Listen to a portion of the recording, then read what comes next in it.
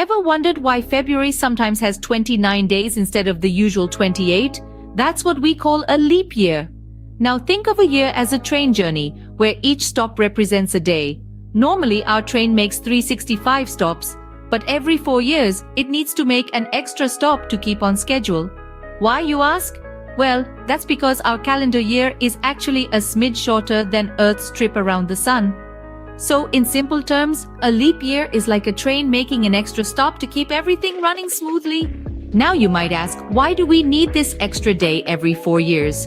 Well, the answer lies in the way we measure time. You see, our calendar year, the one that has 365 days, is based on the Earth's rotation around the sun. However, Mother Nature doesn't exactly follow our calendar rules.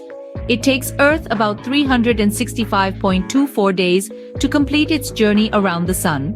That's right, it's not a clean 365, but slightly more. Let's think of it like a clock that runs a tad fast. If you have a clock that gains an extra minute every hour, by the end of the day, it would be ahead by 24 minutes. If you didn't adjust this clock after a few days, it would be showing completely different time from the actual time. Now you wouldn't want your clock to be running so far ahead, would you? You'd want to adjust it every so often to make sure it shows the correct time. Now, apply this same concept to our calendar. If we didn't account for that extra 0.24 of a day each year, our calendar would start to drift away from the actual solar year. Over a period of 100 years, our calendar would be ahead by almost 25 days. Imagine celebrating Christmas in November. So just like adjusting a fast-running clock, we add an extra day every 4 years to our calendar year. This day is added to the shortest month of the year, February, making it 29 days long instead of its usual 28. This is what we call a leap year, a year with an extra day to keep our calendar in sync with Earth's actual journey around the sun.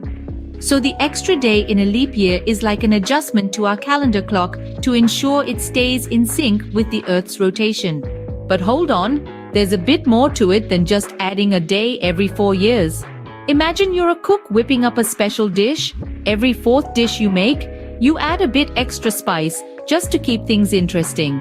That's like how we add an extra day every 4 years to keep our calendar in sync with the Earth's trip around the sun. But here's where it gets a bit more complex. Let's say you're cooking up a storm and you reach your 100th dish. You're about to add that extra spice, but then you stop. You think, every 100th dish, I'll skip the extra spice? This is similar to how we skip the leap year every 100 years. Now, you might ask why we do this. Well, it's because adding an extra day every 4 years actually overcorrects the calendar a tiny bit. By skipping the leap year every 100 years, we pull it back a bit closer to where it should be. But then, there's one more twist. When you get to your 400th dish, you decide to add the extra spice after all. This is just like how we add the leap year back in every 400 years. This might seem overly complicated, but it's necessary to keep our calendar precisely aligned with the Earth's orbit. By following this recipe, we ensure that our seasons occur at the same time each year. This rule keeps our calendars and clocks in sync with the Earth's rotation, ensuring that our seasons occur at the same time each year. Before we wrap up, let's delve into a couple of fun facts about leap years. Leap years have been known to turn the tables on traditional customs. For instance, in Ireland and Britain, a tradition emerged in the 5th century that allowed women to propose marriage to men on February 29th. This day, also known as Bachelor's Day, turns societal norms on their heads once every 4 years. Now let's talk about leaplings.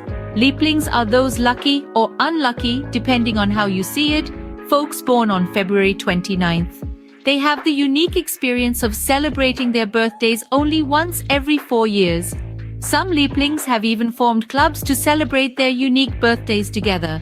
And here's a quirky fact. The year 2000 will be remembered as a rare century leap year.